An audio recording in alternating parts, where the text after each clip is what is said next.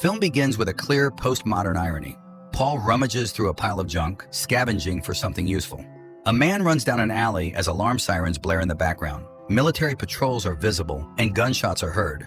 Once in the countryside, Paul casts a final glance at the smoke-engulfed city and heads to a shelter where he has hidden 2 screaming infants. 15 years pass. Paul lives with his teenage sons and a dog in a remote area, cut off from the world by a deep crevice in the earth. One day, Thomas almost fails to return before dark from neighboring Rose's farm, which frightens his father. At home, the 3 of them meticulously close the windows with shutters from the inside, securing them with bolts for safety, and then they dine. At the table, Paul warns his son that if he is late again, he will no longer be allowed beyond the property's boundaries. Joseph provokes his brother with questions about their interest in the neighbors, leading to a minor argument. Their father authoritatively quells it. The remainder of the evening is spent playing chess. When the dog begins scratching the floor, Paul and Thomas go downstairs. Suddenly, someone tries to break through the boarded-up door, forcing them to barricade it. When the noise subsides, the man cautiously peers through a peephole, seeing no one. Joseph, who stayed upstairs, reports that the uninvited guest had tried to break the door down in 3 attempts. In the morning, they see huge claw marks on the door. As they pry off the damaged board to replace it, Paul discovers a pile of giant cockroaches. During the day, the family goes about their usual activities. Joseph is eager to indulge in his hobby in the shed, but his father first instructs him to chop wood. Later, Paul visits his son, who is working on a car. They discuss the incident, supposedly caused by environmental pollution. Some creatures had come to cleanse the planet of humanity. The father believes that enough people have survived to eventually reunite, and sooner or later they will be rescued from this farm.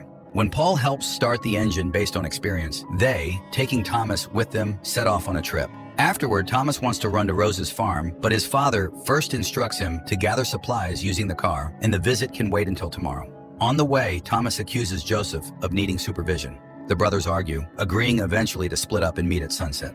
Thomas heads to the farm, where he is supposedly to finish repairing a table. In reality, the reason for his visit is the farmer's daughter, Charlotte. The girl takes him to a tree where she used to play as a child, using a rope tether to extend the radius allowed by her parents. There, they discuss possible scenarios of the apocalypse, either a poisonous fog or an infection from an unknown virus transmitted by insect bites. They embrace goodbye. The sun is already nearing the horizon. Meanwhile, Joseph is on the riverbank, picking through a grounded, abandoned ship. Descending into the hold, he finds, besides supplies, a nest of large bugs, the same kind that swarm the door at night. Their presence forces the boy to retreat. On the shore, the car struggles to start, making the boy anxious and causing him to count on his fingers how much time remains until sunset. Joseph drives back, unaware that Thomas, attempting to jump over the crevice, slipped and hit his head on a rock, subsequently falling down. Not waiting for his brother, the driver returns home alone. Paul orders the house to be locked up alone and, grabbing a backpack with supplies, sets out to search for his wayward son, promising to return by morning. Armed with a knife, the man, along with his faithful dog, heads into the forest. Thomas regains consciousness at the bottom of the ravine. He tries to find an exit, illuminating the way with a piezoelectric lighter, but to no avail. Hearing the rustling of awakened creatures, Thomas pulls out a penknife, but it doesn't save him from a monster's attack, thrusting a paw through a hole in the ground. Help arrives in time as his father, hearing the commotion, attacks and kills the beast before descending to his son with a torch.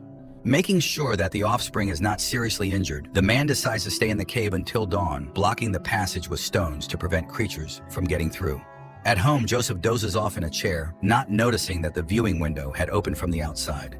A long paw of the monster intrudes through the gap, audaciously reaching for the boy with clawed fingers. The sharp claws extend to indecent lengths. It manages to open the shutters from the inside to get into the house through the window, but this turns out to be a clever trap set by the crafty boy. He captures the uninvited guest in a homemade cage dropped from the ceiling. In the cave, Paul instructs his son to remove one of the stones from the debris to check if any monsters have collapsed. But barely sticking his hand with the torch through, he is attacked and drops the light source. At that moment, the ground underfoot begins to give way, as if someone is digging an undercut below. The man lights a flare and then shoves a gas canister into the hole. Instructing Thomas to press against the wall, Paul knocks the cap off the canister, causing an explosion. Looking out the window in the morning and not seeing his relatives, Joseph sets off in the car to search for them. Thomas digs out the resulting landslide, pulling out his injured father, while the faithful dog, having found the brother, indicates where to go. Joseph and his brother load the injured father onto the cart and head home, where they carry Dad to the bedroom. Confused and tormented by guilt, Thomas learns that his brother caught one of the monsters at night. Joseph covers the box with fabric and does not allow it to be removed so as not to harm the captive unnecessarily. It will be useful for study. Treating the father's wounds, Thomas suggests that they get rid of the prisoner to eliminate a potential threat. The brothers approach the cage with a knife, but because of another quarrel, they simply release the creature outside. It fearfully hides under the bed, away from the light.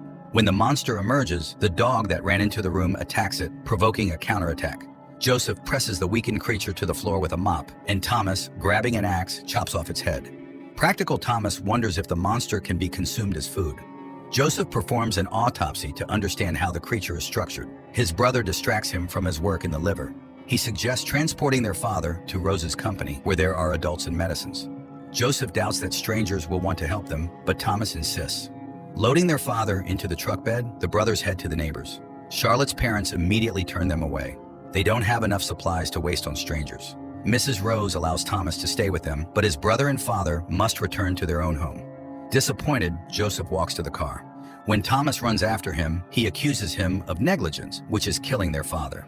The argument escalates into a fight. Thomas nearly strangles his brother, but comes to his senses in time. Coughing, Joseph leaves, while Thomas stays at his girlfriend's farm, where he is offered something to eat. However, the boy has to force himself to swallow. Afterwards, they retreat to a room assigned to him, but an unexpected visit from the girl's father spoils all the romance. On his way home, Joseph notices that the sheep in the pasture are behaving strangely, as if something has scared them. Additionally, near the house, a furrow in the ground leads to the basement entrance. After dragging the injured father into the house, the young man walks around the house, tapping the floor to check for hollows beneath. When it's time to close the windows and doors, Joseph suddenly falls into a pit in the middle of the kitchen, dug by cunning monsters. Charlotte finds Thomas rummaging through drawers. He is looking for medicine for his father, not wanting to stay as a guest and abandon his family.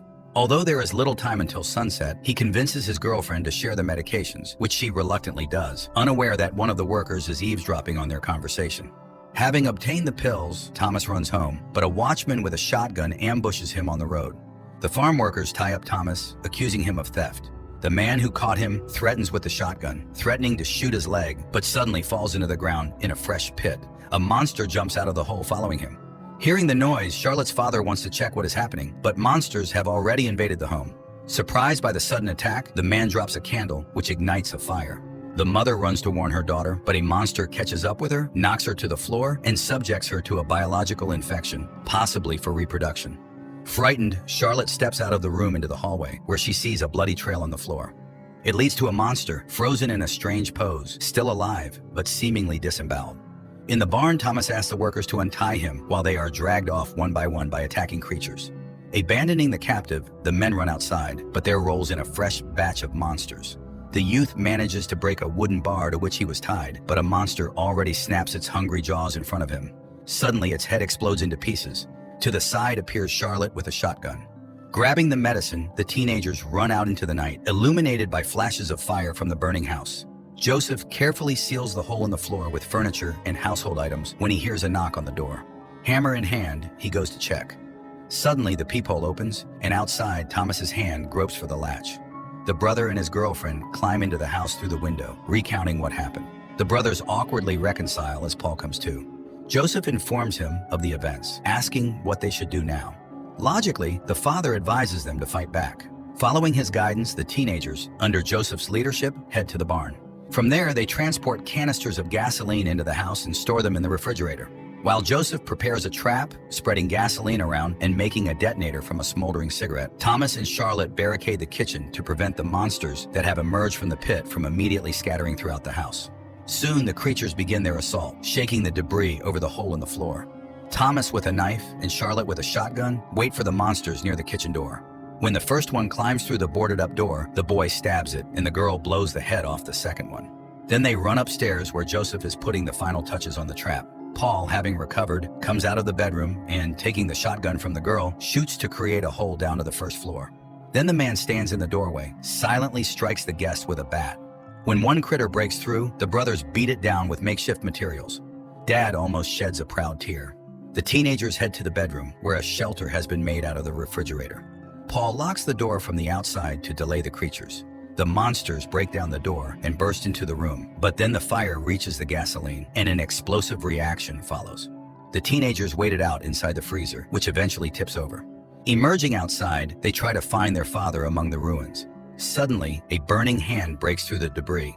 Frightened, the teenagers run to the car. Hastily starting the engine, they drive away from the burning house where they spent their brief lives. The surviving monsters pursue them, grouped into an infernal burning wheel. Charlotte fires from the shotgun before the terrifying chase disintegrates. Stopping to catch their breath, the teenagers see the mesmerizing sight of the starry sky for the first time in their lives. In the morning, gathering the remains, they bury their parents under Charlotte's tree. Then, deciding what to do next, the teenagers get into the car and set off in search of other survivors like them. Behind the car stretches Charlotte's old rope tether, which snaps from tension, a symbolic umbilical cord. Now they are on their own. The car drives off into the distance along with the joyful dog running alongside. The film ends here.